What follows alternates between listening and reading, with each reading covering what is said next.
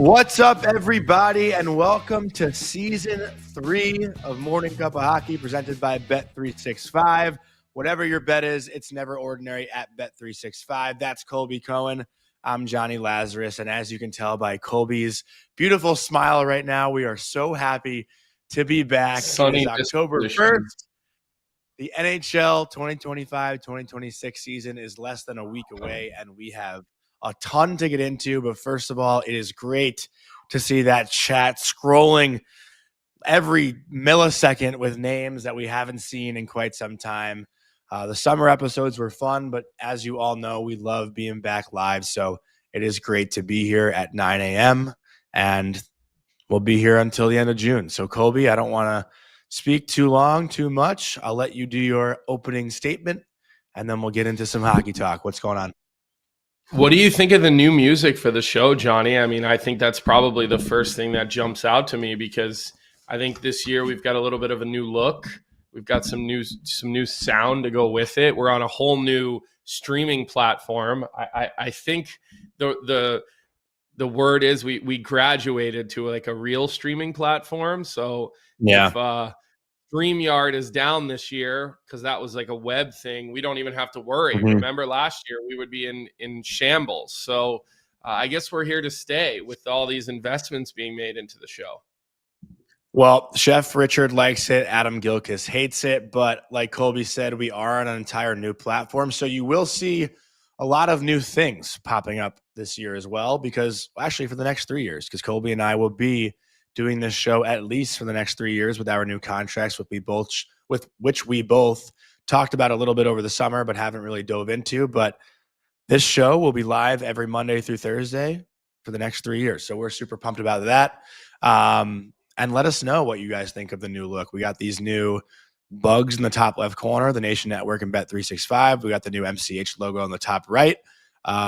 There will be some chat functions, as you can see. Vic is going to showcase his personality a little bit on the bottom of the screen with like breaking news topics. And that's pretty much it. I mean, anything else I'm missing, Colby? I think we'll probably just kind of fumble our way through it in the beginning and work through all these new features and all the new opportunities that we have to show different video clips and to have more interactive moments, I guess, with everybody. So, you guys will kind of see it as we see it and bear with us. As we always do like to remind you and Johnny, maybe you should tell people as well, this is not going to be your normal setup. You're as you usually like to do. You usually every year like to move like the week that we're restarting the show. If I don't remember correctly, I think you might have done that last year as well. You were in the middle of a move when we were launching the season 2. Yeah, it's not necessarily by choice. Kind of just circumstances. I've had roommates in the past, and guys want to leave the apartment and do their own thing, and that forces me to move out too. But that will be no longer. I'm currently looking for my own place, but right now. My roommates, but right now I'm actually at Emily's, and I will, I guess, call her by name. Although Vic did catch me because I accidentally texted Vic last week saying "sweet baby," which is how I refer to Emily sometimes. So we could call this "sweet baby's couch." That's where I'm at today. I don't know that. I don't know if that's where I'll be at tomorrow. You sent the wrong text message. You and Vic. I sent it to you and Vic, and I unsent it as quickly as possible. But Vic saw it. I didn't see it. I did not see that. I wrote, "Getting ready for the show, sweet baby." And Vic was like, "I saw that." Jeez, how did I miss that?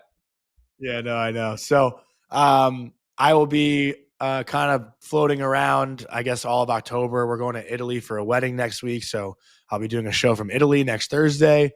I'll be at my parents' place. A lot of bouncing around this month, but I am looking at an apartment next week. So hopefully I can lock that in for November 1st, and then I'll make that into my own studio. So it won't be like the bedroom feel like I've had in the past. I'm trying to set up my own like podcast studio, I guess, in New York City, which would be really cool. But yeah, this month you guys are going to see a lot of different backgrounds, and I know everyone's going to make fun of me for it, but thank you for letting me get ahead of this. And J-Rock obviously is going to love the sweet baby references all season. So that's my personal update as of right now. Thank you for bringing that up. I appreciate it. You're welcome. Yes, I technically am. So I think before we start talking about the Pacific Division, I do think we need to have some sort of reaction to the Kirill Kaprizov contract. And I know we'll talk Central tomorrow, and we're going to actually have Michael Russo come on the show tomorrow. Tyler Yaremchuk will visit with us today as we kind of make our way through their division. And when we get to the Edmonton Oilers, it'll be perfect to get Tyler on here. And I do think it's important. Tyler is always such a big voice across the network. So, we got to go with all reliable to start season 3 off for us. But when you saw that Kirill Kaprizov contract and you saw that $17 million a year, what's your thoughts? I mean, is that something that you feel like is going to bode well for this team on a quest to, make some progress working their way through the Stanley Cup playoffs and get themselves back into like true contention status? Well, listen, I do think Kirill Kaprizov is deserving of being paid this much money. That said, it's funny because you and I were talking about it. As soon as the Wild's, contracts with Suter and Parisi freed up, they just put all that money into one player, Kirill Kaprizov. And again, 6 years from now, the last 2 years of that deal, and I don't care when people say the cap is going up, the last 2 years of that might look pretty ugly if this guy is, 35, 36 years old, making $17 million a year. But if he's Brad Marchand, who knows? That looks great. But with that said, I was shocked because we all saw the reports of Kirill Kaprizov declining the $16 million a year. So I was like, how the hell are they going to get even higher than that? Clearly, this guy wants to leave Minnesota, and obviously, I'm wrong in that sense, and he ends up staying. But it was a bit surprising, just because I thought the conversation would continue a little bit longer. Clearly, Billy Guerin and the Wild and Chris Kelleher and staff wanted to get it done as soon as possible, and I'm sure signing him to that contract feels pretty great before this season starts. And I loved the comment from Billy Guerin as soon as they sat down for the press conference yesterday. I don't know if you caught it, Colby, but I guess one of the reporters asked Kirill if he's happy or how he's feeling. And I think Billy was like, better be fucking excited or something like that. So it was good stuff and good vibes out of Minnesota. That's Billy Guerin's personality. So we'll definitely save a little more of this conversation for tomorrow when we have Michael Russo join us. The only thing I will say here, because I see a lot of people that are being they're being negative about Bill Guerin and feeling like, oh, you just gave him all this money, now you can't build a team. Let's remember something here. The owner of the Minnesota Wild came out some months back and said, we have a blank check to keep him here. So, yeah, if you're Kaprizov's agent, which I believe is Paul Theophanis, why would you settle for anything less than an earth-shattering league record-setting contract? I mean, you have the owner of the team who came out and said that. And so, I mean, I think Bill Guerin's hands were a little bit tied. And I think that Theophanis knew it, and he knew that he could probably get it. I also saw reports of tampering going on. And honestly, the word out there is that maybe the New York Rangers were doing some whispering to the agent's ear based around the fact that same agent, I believe, represents Artemi Panarin now as well. Theophanis, I think he left Milstein a couple of years ago and went with Theophanis, if I'm remembering that correctly. So I don't know. I just think that the circumstances were a little bit working against Bill Guerin in this situation, and you got to do what you got to do. This is a player that you can't replace, right? There's only, I don't know, maybe 10 guys in the whole National Hockey League that are truly irreplaceable players. This is a 28-year-old irreplaceable player. What are you supposed to do? How are you supposed to look your fan base in the eye walking away from Kaprizov at 28 years old? So some names he also represents, like you said, Panarin, and he also represents Bobrovsky. So he got Bobrovsky that big deal, back in 2019 as well. Yeah, he's done a great job, Paul. Yeah, he has. Yeah. So, but one other thing too. Wait, I wanted to add one other thing. I think a big thing for Minnesota locking in Kaprizov, and like you said, putting all their money into one player, but the loyalty that Kaprizov now shows to Minnesota and the player that he is, I think other guys would be more welcome to going to Minnesota to play with a guy like Kaprizov. Like, he attracts or will attract other talented guys. Like Minnesota, outside of Parisi and Suter and guys who are from there, it's not always the sexiest destination for free agents to want to go play or for guys to be eager to go play. And now with a guy like Kaprizov, who is probably without a doubt a top 5 player in the NHL, I mean, the contract obviously speaks for itself and says that, maybe guys will want to go there and think they can go there and win, because Minnesota hasn't been able to win. So that's the message that this probably sends, I would say, as well. Well, and then just to bring it all back to the Pacific Division, which is where we're at today. And again, we will ask Tyler about this when he comes on at 9:30. Is this makes an opportunity for Connor McDavid to look like a hero, because Connor McDavid is the best player in the world. As good as Kirill Kaprizov is, he's not Connor McDavid. He's not on the same platform as Connor McDavid, because no one is on the same platform as McDavid. Maybe you could make the argument Makar, maybe, I guess.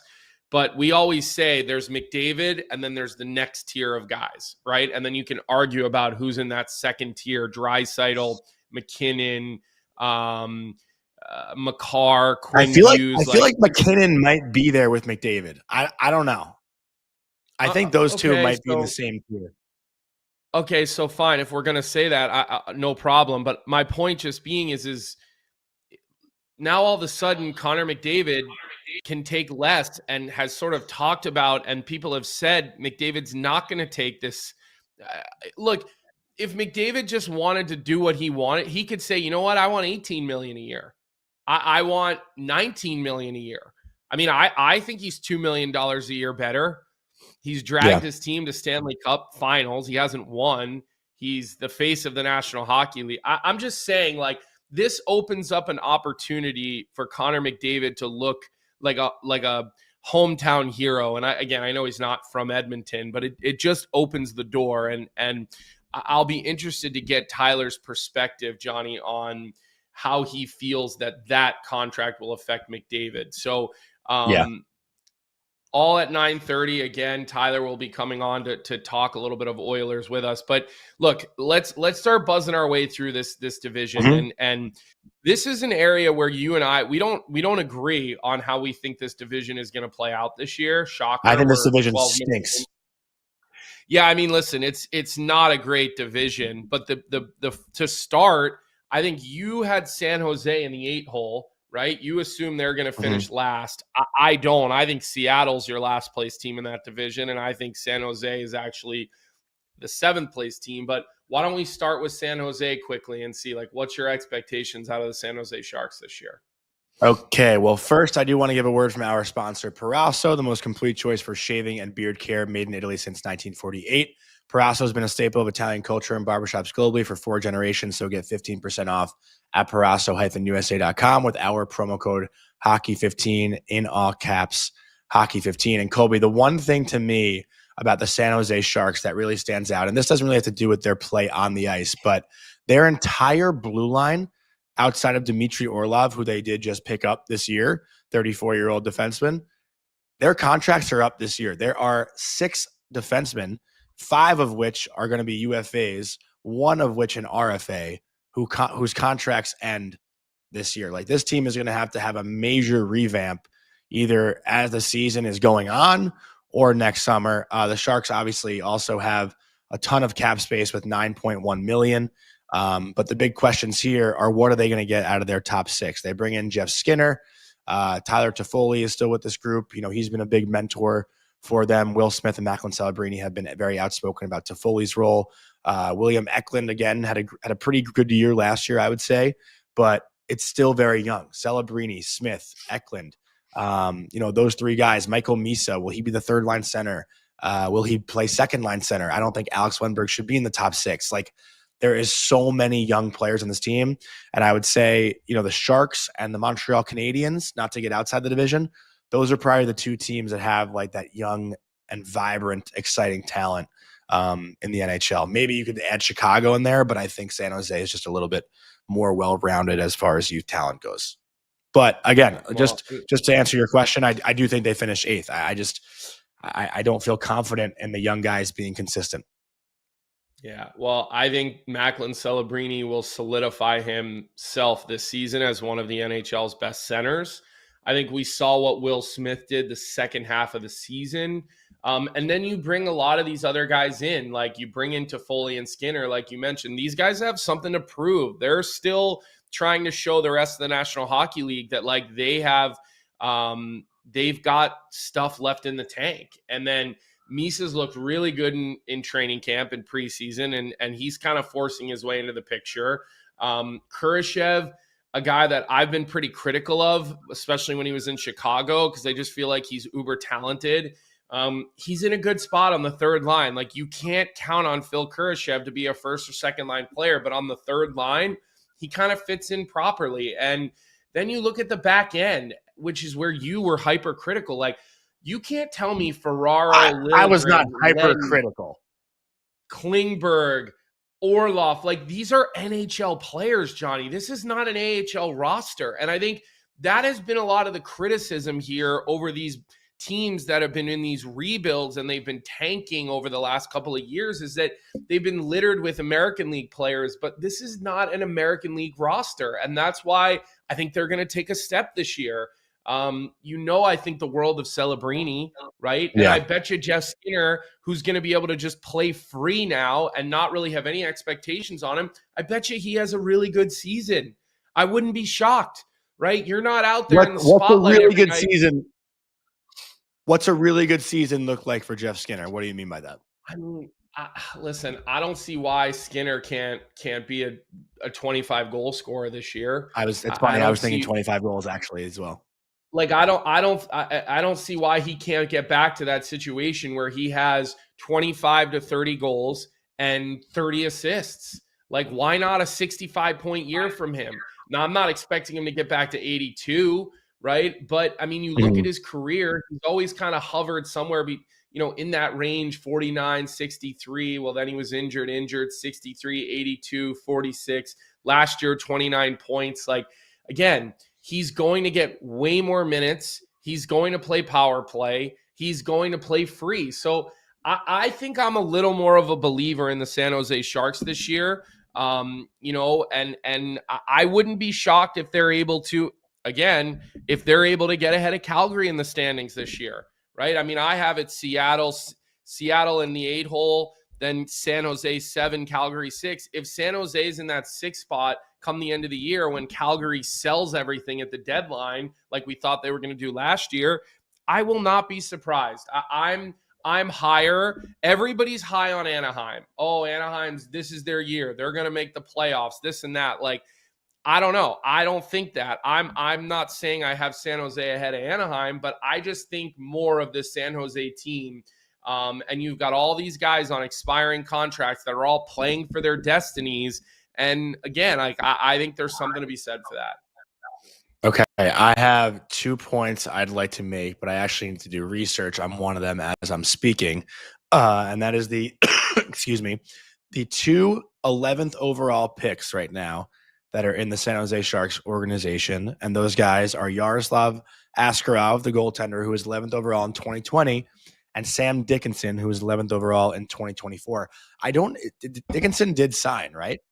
I think he signed his entry-level contract, so he could make this team. I haven't seen much of him out of camp, but Sam Dickinson was a stud on the blue line for the London Knights. This guy put up, let me see his points, 91 points this past year as a defenseman in the OHL.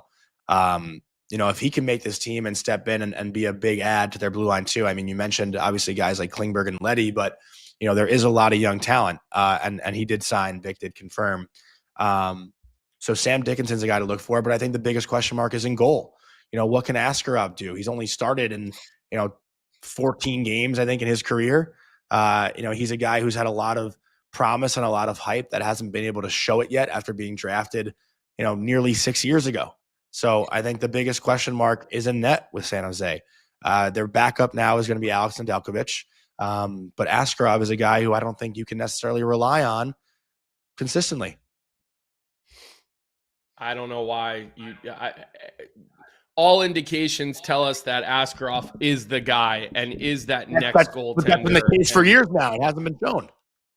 I mean, I wouldn't really say that. Like, I think with a goaltender, slow playing them into the NHL is the best thing you can do, right? I don't think they're going to ask him to play every single night because, again, I think they don't need to be good. So it's not like a situation where you're just feeding them to the wolves and you're giving them 70% of the starts next year.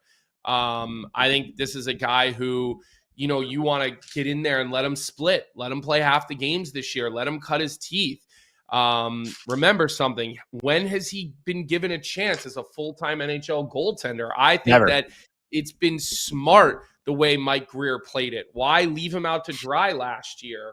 And like, I don't know, like, that's kind of, I think you're off base with that, honestly. I think you're totally off base with that. I think that this is sort of the perfect situation, and they have a veteran decor now, right? All guys that play in the NHL to have in front of him to kind of keep things calm. Like, Nick Leddy is still a serviceable defenseman. Orlov, still a serviceable defenseman. Like, Mario Ferraro, I know what you think of him, right? Like, that's your boy right there. So I just, again, my stock on San Jose is a little bit higher than I think yours is, and that's okay.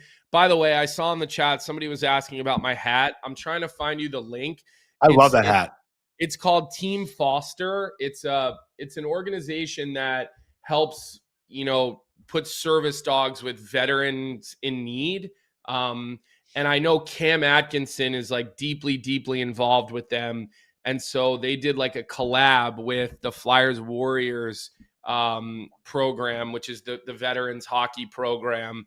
And when I saw the logo with a golden retriever and hockey, I was all over it. I also got, it was you, Chef Richard. Thank you for letting me know.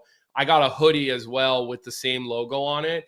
What I'll do is I'll text my pal Bill Duffy, and I'll get him to send me the link and see. Oh, Duff is in the chat. He says the pop-up store is closed. Okay, so I guess it was just like a quick collab. And I'll see if we can maybe try to reopen it. I don't know, but our guy Duff, he heard me talking about him, so he popped into the chat. So glad to see you here with us today, pal. And honestly, great to see everybody, all of our regulars here, back in the chat today. Obviously, we'll grow this thing as we go, but let's keep moving along here, Johnny. We just spent a lot of time with San Jose, but I'm glad we did, right? Like, I think there's something to talk about there, and we definitely want to keep going. Let's hit Seattle next, because again, I think this is another team that I know Jenna Henderson is not going to be happy when she hears that. I think we both kind of see them as like a 7th or 8th place team. I had them at 8. You have them at 7, I believe. Yeah, I had them at 7. But I do want to give them props because Joey Decord, man, like that was my favorite interview I think we've ever done. Just as far as like showcasing a player's personality goes. I mean, I think that was the least we've had to speak ever doing this show. He was great. But his YouTube pages look great. I've been following him. I subscribed to his channel. He's a guy who's going to continue to post content throughout the year. So that'll be exciting. And I think he'd be a guy who will come back on our show when they're on the East Coast. But I think with Seattle, just looking at some of their additions and subtractions, they add Mason Marchment, Freddie Gaudreau, Ryan Lindgren, and Lane Lambert is back behind the bench as a head coach after being in Toronto. Weird hire. Weird hire. Yeah. And I heard. But the biggest thing, Colby, I just want to make one last point. The biggest thing to me is Matty Beniers and Shane Wright. They have to take big steps. They have to show that they are worth where they were drafted. I mean, this is 2nd overall and 4th overall that we're talking. And I know we always, and now I guess we can add Capo Caco to this conversation too, because we've talked about him in the past about at what point who you are, and you're not who you are when you were drafted, right? Yeah. Like that's kind of the conversations we've had. I don't think Shane Wright is the 4th overall pick anymore. And I don't think that Capo Caco is the 2nd overall pick anymore. They've got a big enough body of work that they are what their body of work says that they are. And that's where I just think this team is in a little bit of trouble. Like, I just think that down the middle, I don't think you have enough speed down the middle to compete with the higher echelon teams in the National Hockey League. Because like, I don't think Matty Benier is like, I think he's a solid two-way centerman, but doesn't play with, you know, speed that puts you back on your heels, right? Same with Shane Wright. I think Chandler Stevenson's a great third line center, right? No, Agreed. you know, nothing negative you can say about him, right? And then I think Gaudreau is a good fourth line centerman. But I just think that not enough production out of your two top centers, not enough speed out of your two top centers. Okay. I thought, all right, you bring in Ryan Lindgren when healthy. I like Ryan Lindgren when is he fully healthy ever? as a solid defender, but it'll only take a few weeks for him to unfortunately put himself in a bad situation where he takes a bad hit. I mean, it's like hard to watch. I mean, you know, bless the guy's heart. He's always willing to put his body on the line. His poor body just won't hold up. And I'm not chirping that, by the way. I'm being sincere when I say that, because you just hate to see a guy who plays hard get into that situation. And look, Chad, I see you in the chat. Shane Wright has the potential to go 40-40 this year. Yeah, sure. Like, I guess 40-40. I don't see why you would think that, and I don't see why anything that he's done would lead you to feel that way. But maybe he will. Like, I mean, listen, it's the land of opportunity here in America, so hopefully, hopefully he can do something like that. But 40-40 is a crazy step. I mean, that sounds like something you would say about Lafreniere. So hey, listen, it's legit. day one. Even go that far. We're not gonna fight with the chat today. We're gonna try to make this as copacetic as we can. He was a sniper in the GTHL. Tims in 40 games. Chad, your logic can't be that he was a sniper in the GTHL. That can't be your only logic, because if we're going by that logic, then Jonny Lazarus is going to score 100 points for the New York Rangers this year. I mean, every guy who plays in the NHL was a sniper when they were playing minor hockey. All right. And I'm sure you're just joking with us here. So I'm obviously just playing back with you. Maybe it's sarcastic. Yeah. Yeah. I'm not buying this team. Sorry, Jenna. I welcome the opportunity for you to come back at me in 3 months or 6 months. And tell me that I'm wrong and I'm an idiot. I fully welcome that, Jenna. And I hope you get that moment. But I just don't think that you will this season. I will say, though, you know, again, like, I know last year I said Seattle's making the playoffs based on vibes. I'm not going with that logic this year, but I do like the vibes there. Like, you know, we both love Brandon Montour. You know, I think their blue line is fine. I just don't think they have enough talent collectively up front. You know, they have some good players, but like, these are all good players, not like great and elite players. Like, Jordan Eberle is a good player. Jared McCann is a good player. Jaden Schwartz is a good player. Like, but are these guys all, you know, that much better, right? You know what I'm saying? Like, the tier, right? It's just a bunch of like good players, not like great and elite players. And I think that's kind of what's holding Seattle back a little bit. Like, Colby, let me ask you this. I'm going to put you on the hot seat here, and I know you hate when I do it, but it's day one, so I'm going to do it anyway. Can you tell me who led the Seattle Kraken in goals last year? Was it McCann? It was Jaden Schwartz. Oh yeah, okay. That probably would have been one of my next guesses. But really, listen, Jaden Schwartz. I mean, like, he's a fine, solid player, but I don't think he should be leading any team in goal scoring. Listen, Jaden Schwartz is a scorer, man. That guy gets to the areas. He's a consistent 20 goal scorer, but like, yeah, no, I mean, but he's not a 40 goal guy. I mean, he's at what, 20 to 35 goals a season throughout his career. He's never hit 30. Okay. So yeah, all right. Listen, that's fair. Like, it's why we're not buying high on this team. Nobody in this situation is buying high on this team. I thought the Lane Lambert hire was strange. I thought the Dan Bialsma hire was strange. Okay. Mm-hmm. Easy for me to Monday morning quarterback the Bialsma thing. It didn't work. I didn't hear great things about, I didn't hear great things about his tenure in Long Island, but I will say this, you know, hard when Lou Lamoriello is pulling all the strings. So, all right, Tyler's here, so why don't we get to him here? Let's read him into the show. He's up early with us, as he always generously does, and it's time to get in to our favorite topic on this show. I don't think we can hear you, Tyler. What? It's time. Oh, there he is. All right, it's time to get in to our favorite topic on this show, and that is the Edmonton Oilers. So, Tyler, how was your summer, pal? We missed you. Did you get that hole in one yet? No. Oh man, I golfed yesterday. I lipped out from 160, so the same distance, but no hole in one. I got married this summer. I went on a honeymoon. That was cool. The Blue Jays are a really good baseball team, so that was kind of electric. You were just in Toronto, weren't you? Yeah, I went to Toronto to watch my beloved Toronto Blue Jays. They won all 4 games that I saw there. So I had a great summer, boys. I am not ready for hockey season to come back. What's the McDavid extension look like? I've been checked out of Hockey Talk for a month. I'm assuming he's signed, right? We actually touched on it a little bit before, but probably good for your mental state to get that contract done. And since you led us right into it as the pro host that you are, let me ask you a question.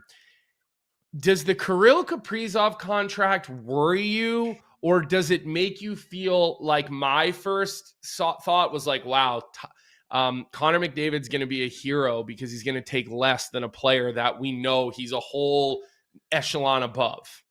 Yeah, so like I don't know if I fully buy the whole like, oh, Connor was waiting for someone to set the market, or I'm honestly not even totally sure if I buy that Connor McDavid feels pressure to set a bar for the NHL. I think Connor McDavid does whatever the hell Connor McDavid wants to do. So is he sitting there now and going, whew, all right, Kirill took 17. Now if I take a short-term deal at 15 and a half, I'm justified in doing so because I can sit there and go, I took less because the AAV was less. Like, I don't know if I fully buy that. And for the flip side, like if McDavid would have signed a 3-year, $15.5 million deal a month ago, do you think Kirill Kaprizov suddenly bends on what he wants from the Wild on an 8-year deal? If anything, that might have just set the stage for Kaprizov to go, whoa, I want the short-term deal. I want the 3 years, 15.5. And in 3 years, we're going to do this whole thing again. And then I'm going to sign a 7-year deal that's worth probably 20 mil. Like, I just don't really buy that they're all that connected. I think Caprizov sets the market or sets some sort of a bar for the Kempes and the Kyle Connors of the world. But as far as Connor McDavid,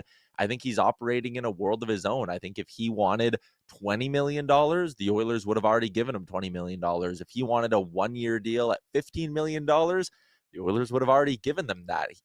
He has a full blank check, and I don't think he gives a shit what the NHLPA or what outside pressure thinks about his contract. I think that was beautifully said, Tyler. Beautifully said. Thank you, Johnny. I couldn't agree more. I hear you that he's clearly like his own man, because that's the premise of it. But hockey guys are notoriously very selfless athletes. They are usually thinking about the next guy. That's why we've traditionally seen guys that are superstars in the NHL take less money to help build their teams and not milk their contracts for every dollar they're worth. You don't think there's any responsibility on him to keep pushing the envelope to get the players paid?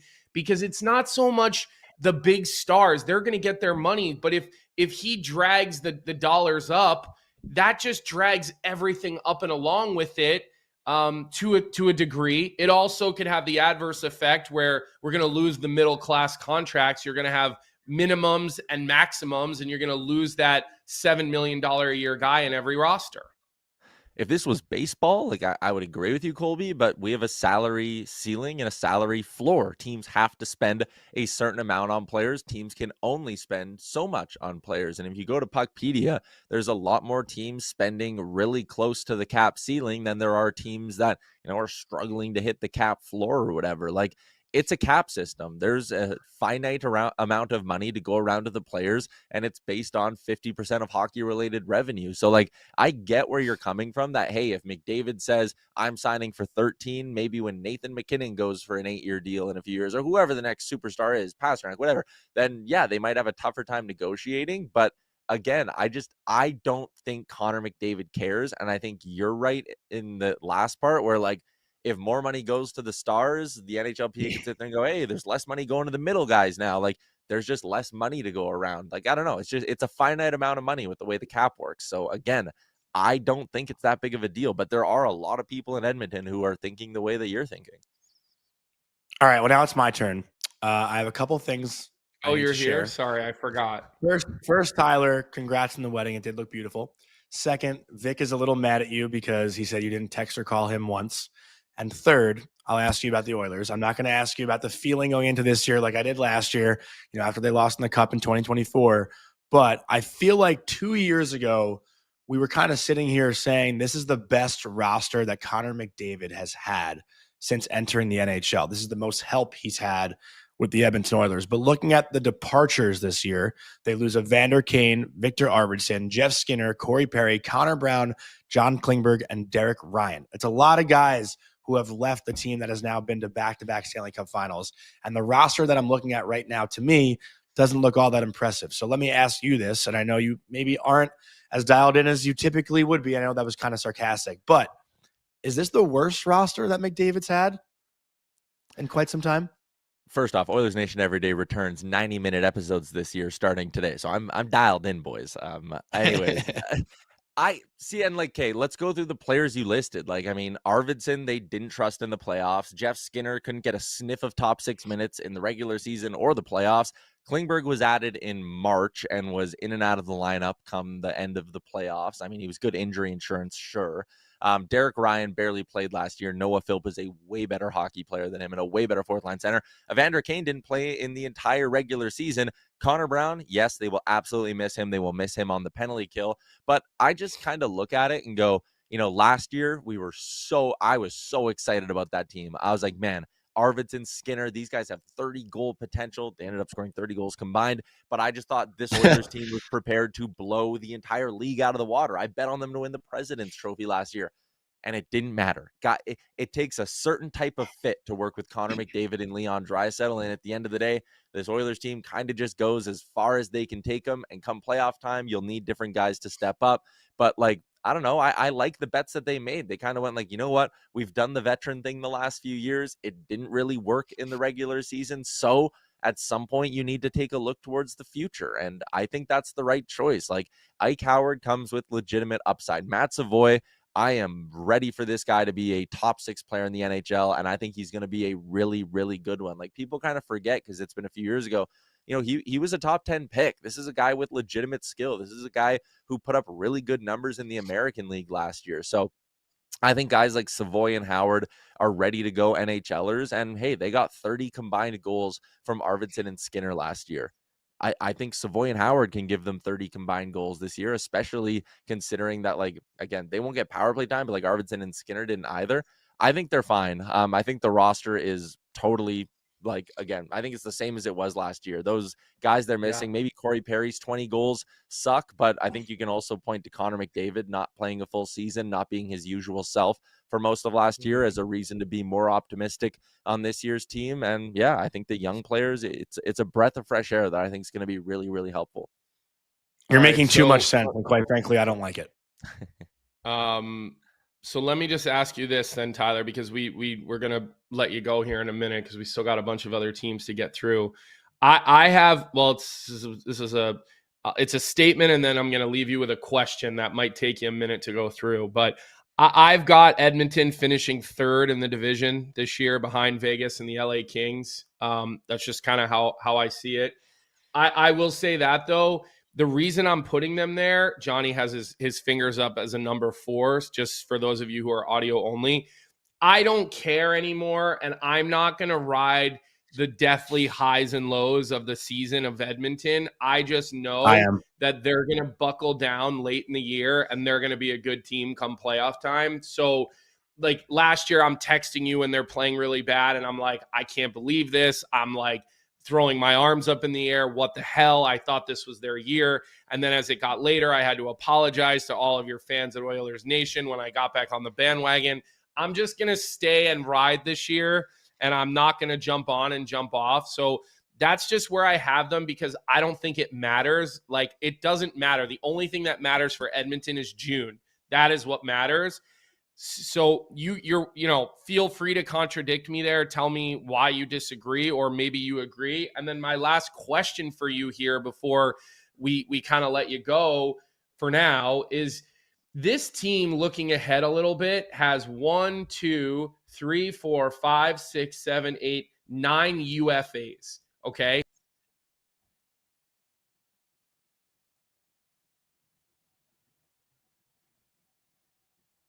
Uh-oh. Yeah. Uh-oh. I guess he's frozen. Oh, he's back. He's back. He's back. I was like, We're on VMix. We're on VMix. You're back. You're good. You have 9 UFAs. Do you feel comfortable and confident with Stan Bowman rebuilding the Edmonton Oilers and having the opportunity to completely reshape this roster based on what you've seen out of him since he took over as general manager?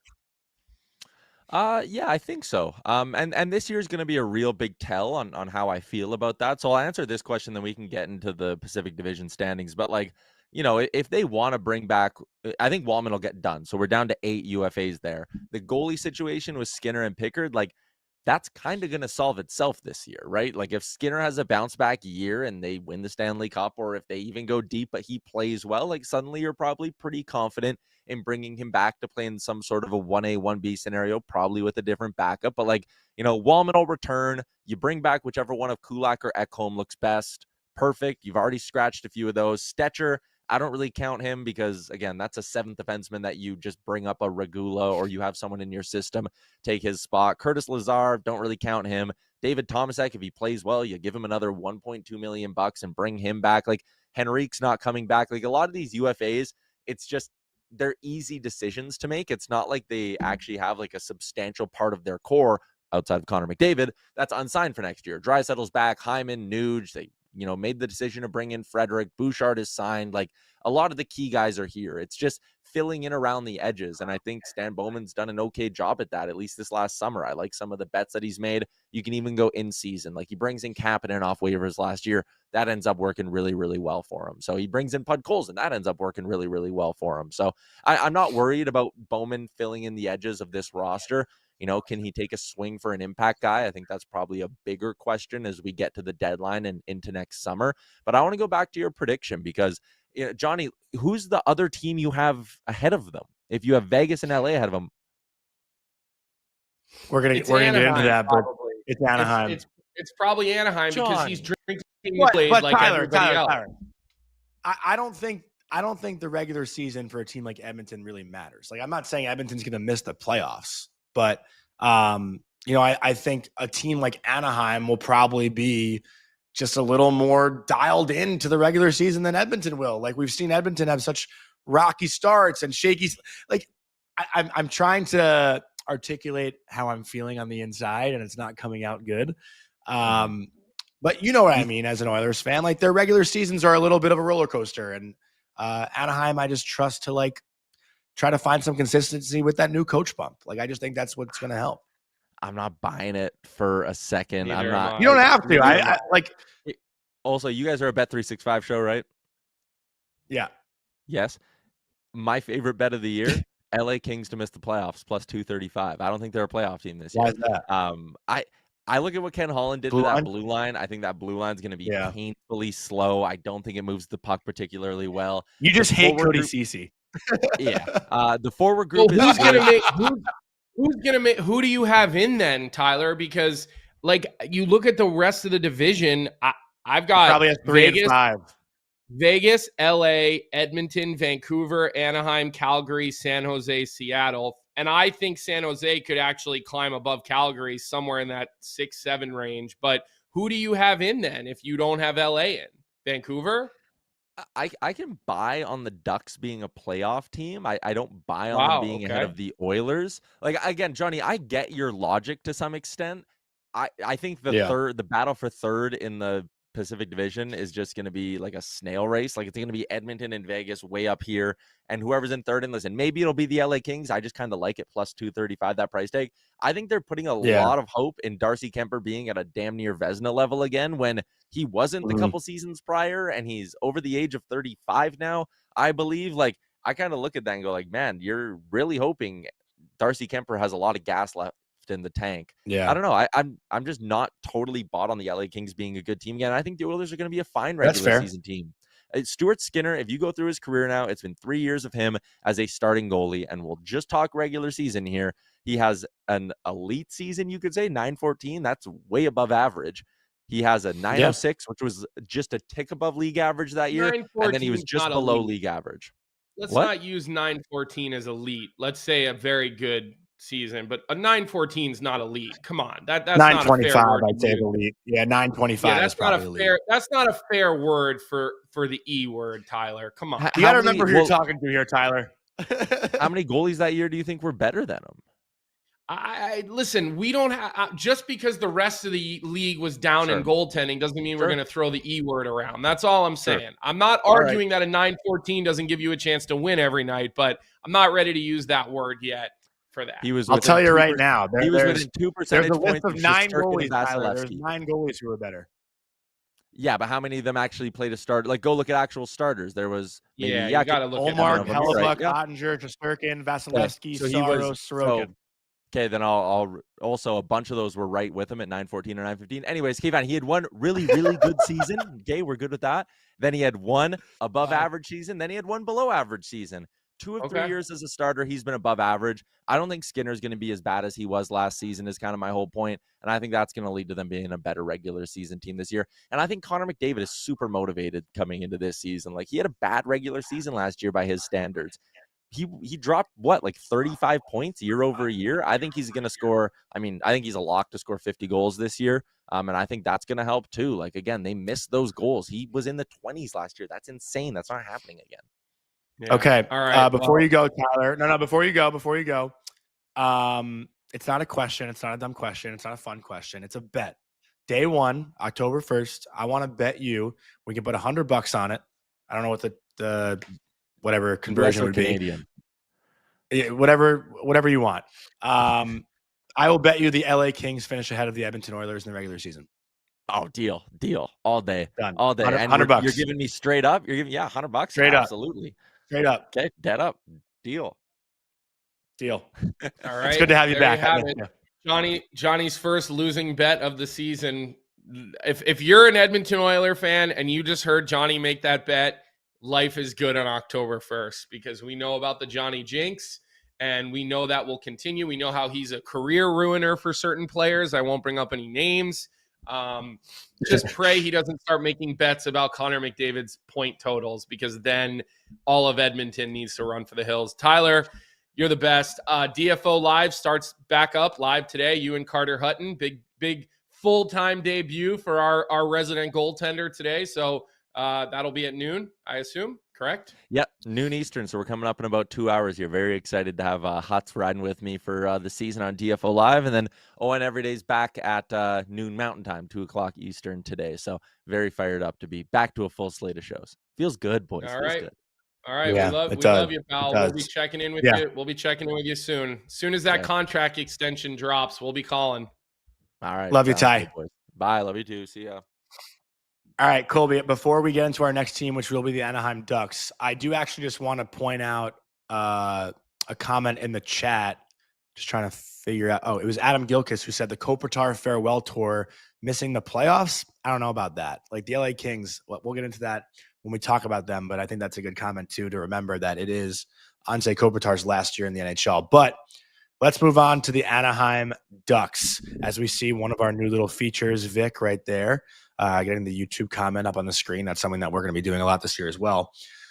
New coach bump, Joel Quenneville behind the bench. I think the biggest thing for Anaheim this year is figuring out their special teams, which is why they went out and got Chris Kreider and Mikael Granlund. Those are 2 guys that are going to help their top power play unit. I think this is a big year, a big jump, big breakout year for Leo Carlsson on that top line, as it looks like right now on Daily Faceoff with Kreider and Troy Terry. I like their top 6 a lot.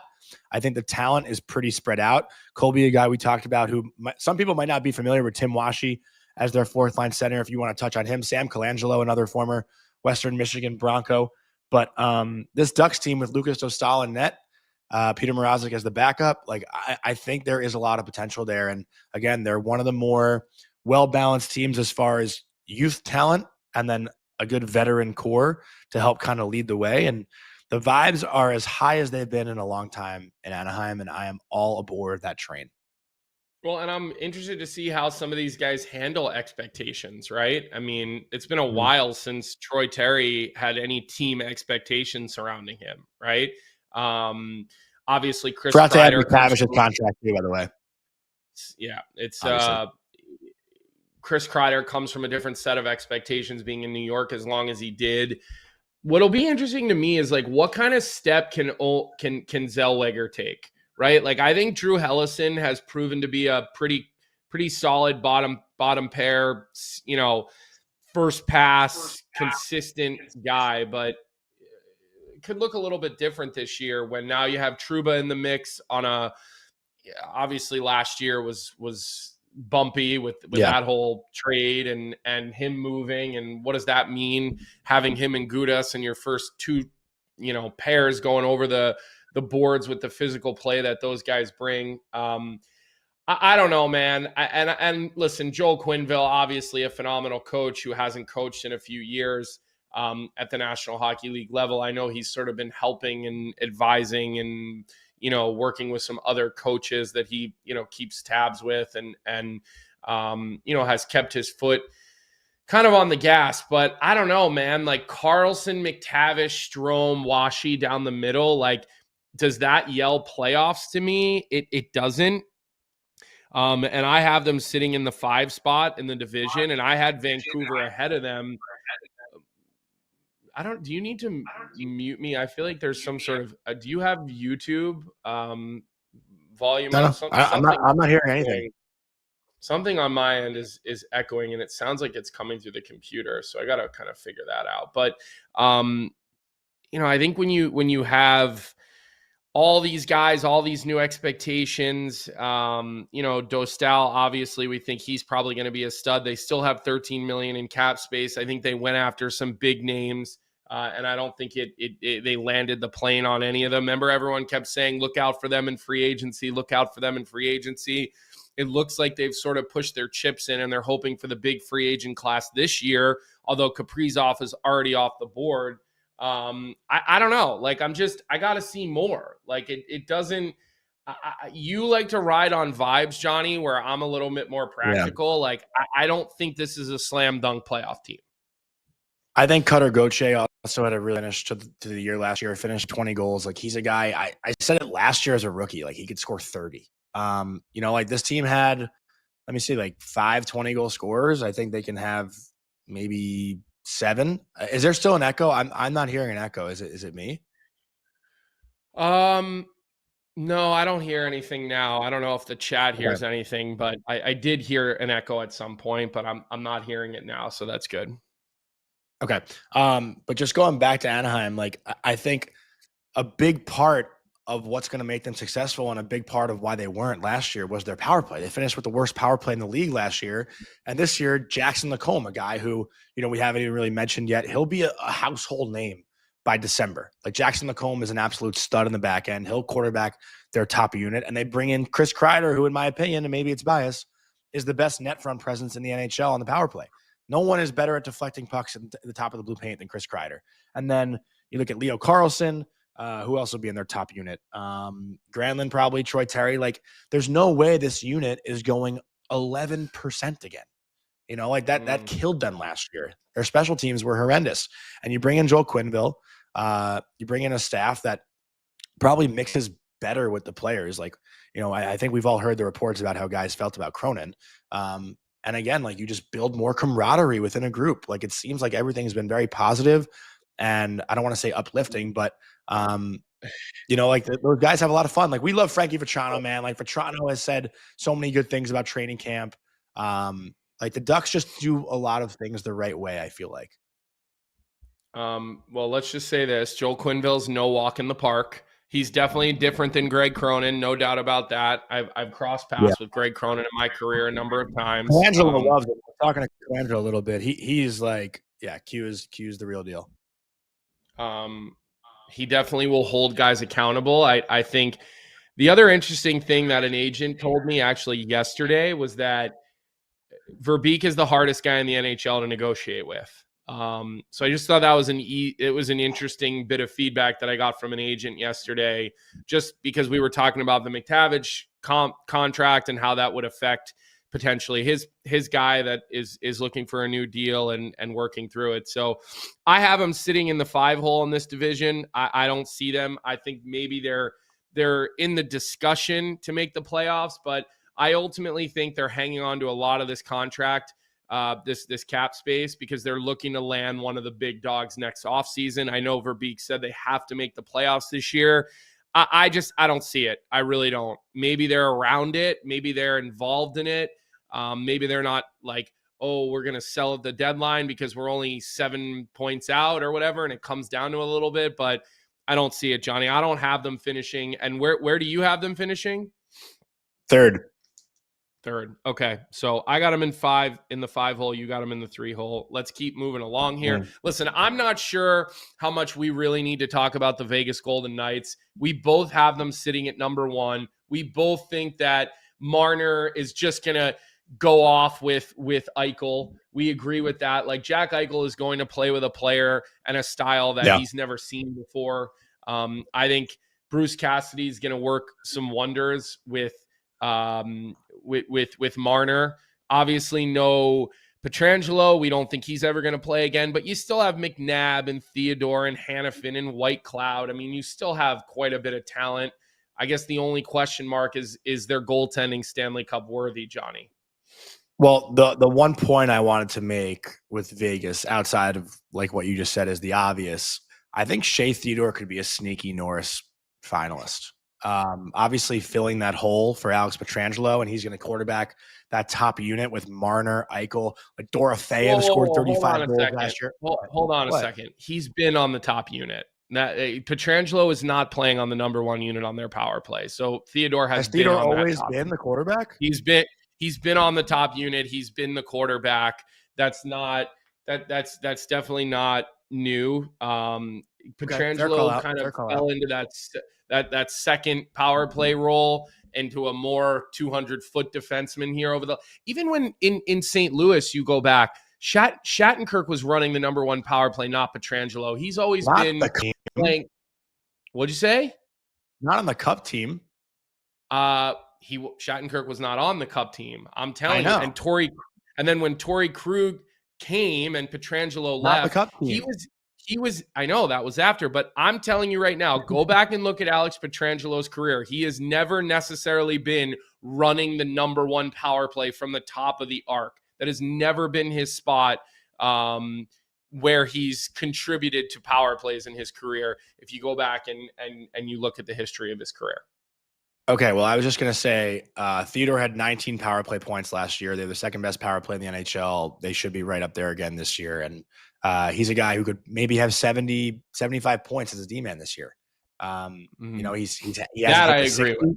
Yeah, like I think I was just saying, I think Shea Theodore is going to have a big year, obviously. It depends on his health. He's had problems with his health in his career, right? It's always been a little bit of some up and downs, throughout his career. So let's keep going here. Speaking of health, Vegas. Yeah. Yep, go ahead. I was just saying, we agree Vegas is 1. Speaking of health, does Thatcher Demko's health have everything to do with what Vancouver's season looks like? 100%. I think if Thatcher Demko is healthy, I think Vancouver's a playoff team. I think they're a wild card. I have team. Vancouver at 5 right now. And I have them at 4. I have them ahead of Anaheim. I think when you have a healthy Quinn Hughes and a healthy Thatcher Demko, Quinn Hughes and Hronek are, make the argument it's the top pair in the National Hockey League. I mean, you can make the argument. I'm not saying it's a slam dunk, but, you can certainly make that argument. A little heavy-footed there, probably the bottom the 2 pairs. And then, does Philip Hedl give you a healthy season? It's definitely he's played not 66 games in the last 2 years. There's no way he's giving you 82. Right. And so there's definitely holes in that lineup. But the big X factors is does Pettersson shine without the weight of JT Miller? I'm not buying that. I don't think that, but I just think Thatcher Demko is a superstar goaltender who's a game changer every night. I think Kevin Lankinen's a hell of a number 2. He's a guy who can come in and you can actually win with him as well. So you don't have to overly kill Demko. And then I just think Quinn Hughes, right? You saw what Trevor Zegras said. He obviously was exaggerating a little bit, but he said he's the best hockey player that's ever played, Quinn Hughes. He's like, I'm so happy I don't have to play against that guy. So, I do believe that on the strength of goaltending in Vancouver, if you get two healthy goaltenders, I think you have a playoff team with Vancouver. I also will say I have some bias towards Adam Foote. We were teammates for a brief period of time, and he was an unbelievable guy. I mean, like, he was such a great human being to be around, invited young guys over to his house, that were living in the hotel to hang out, swim in his pool, all that stuff, be around his kids when they were young players. So I'd say I'm just a little bit higher on Vancouver probably than Anaheim. I don't think they're a playoff team. I don't. I have one question for you. Brock Besser had that 40-goal season a couple years ago. Is that an outlier, or do you think he can get back there? Obviously, he signed, his extension. But I don't like. No, I don't think he's had. I don't want to say I'm not confident. I think 30. 30, and then I'd say 30 for Besser. Another thing, like, you look down the middle after Pettersson, it's just I know, and no discredit to Hedl, but it's just not. It's not a strong team down the middle. It's not.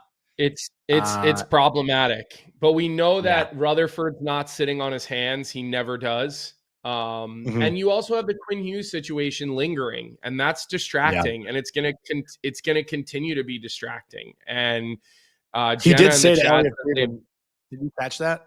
His interview with Elliot Friedman and Kyle?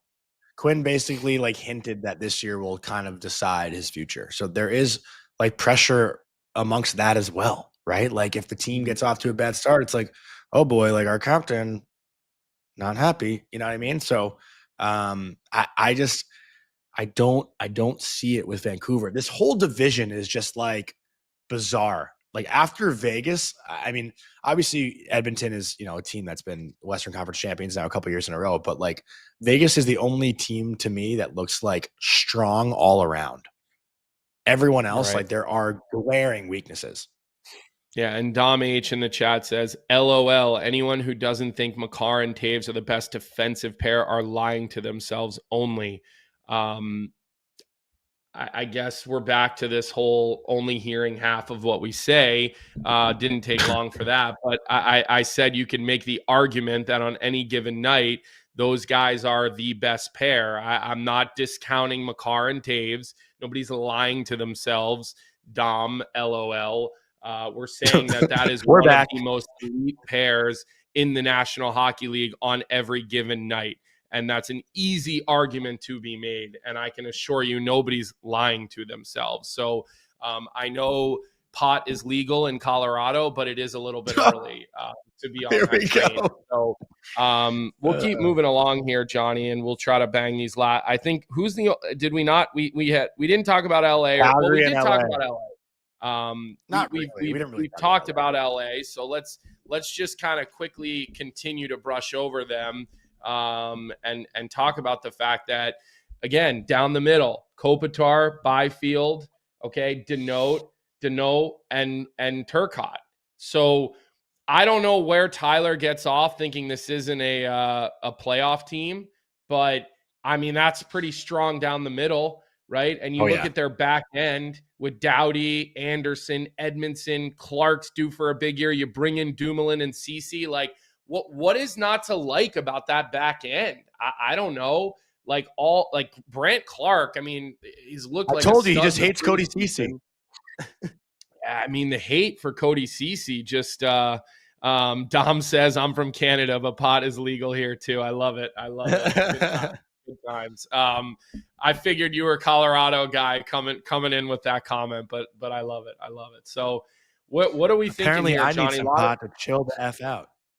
A lot of departures, right? Gavrikov, Spence, Jeannot, Rittich, and Trevor Lewis.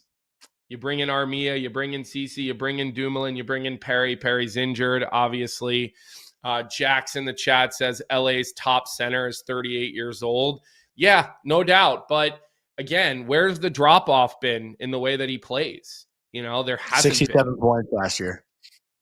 I don't see a drop off in his level, and No. good for him. Good for him for realizing he's at the end of the line, and you got to think he's going to leave it all out there this year. It's his last season. Yeah. Also, Adrian Kempe in a contract here. He's a guy who put up 35 goals last year. He's a stud. He's become one of the better players in the NHL. Him and Fiala both had 5 goals last year, actually, both also 29 years old, kind of in their prime. They had Andrei Kuzmenko, a full year with him. He looked pretty good when he snuck in there last year. LaFerriere had a great start, the Harvard kid, then slowed down the second half of the year. Quinton Byfield, to me, is a guy who should put up 70 points this year. And again, you got to remember, LA was one of the best teams on home ice last year. I think they finished 31-6-4 at home. They were buzzing at home, and they had a 2-0 lead in that series. They should have won that first round series. We can all talk about that play in the end of game 3 or game 4 where it really took a turn. But this team is for sure, to me, a playoff team.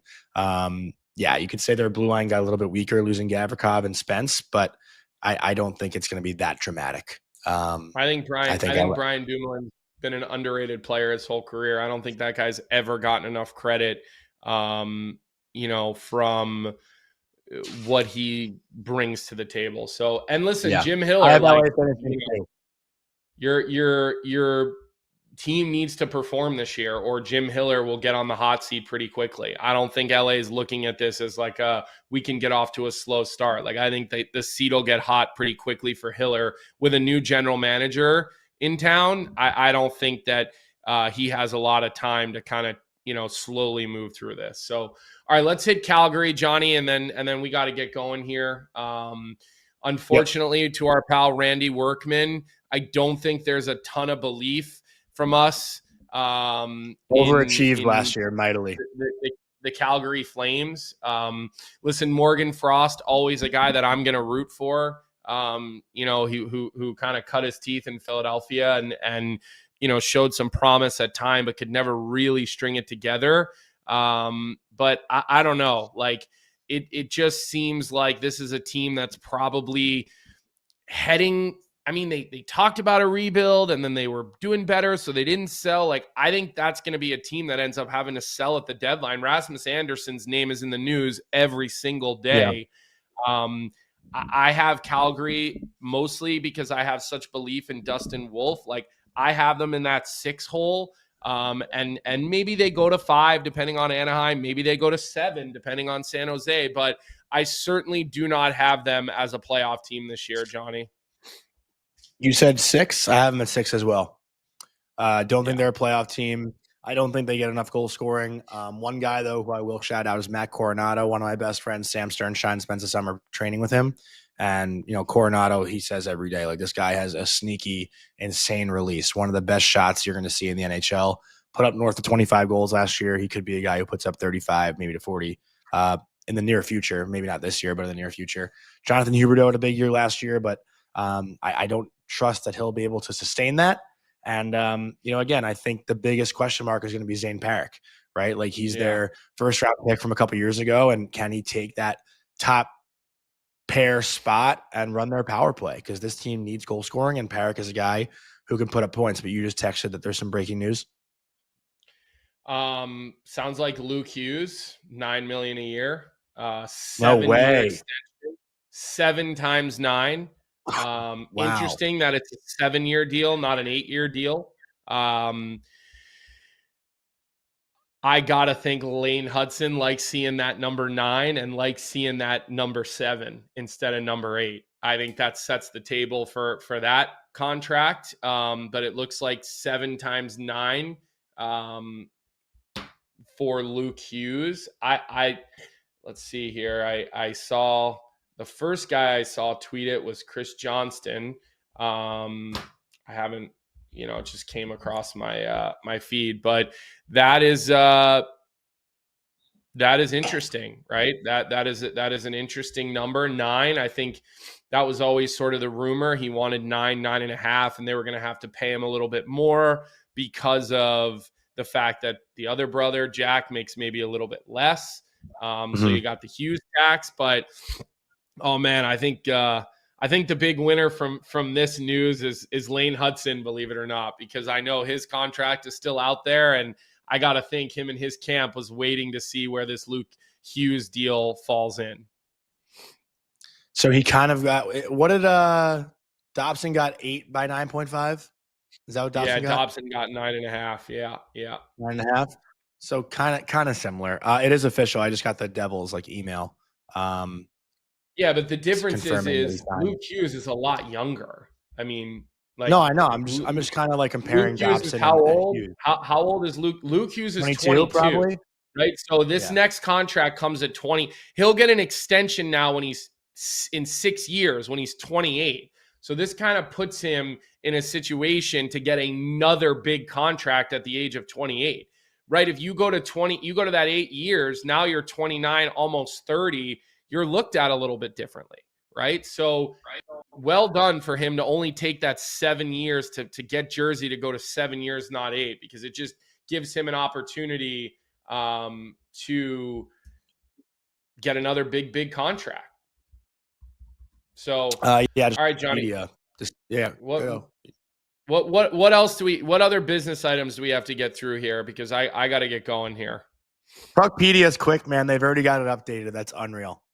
I don't know if we have any more business to get to. Just want to give a shout out to our sponsor, Bet365.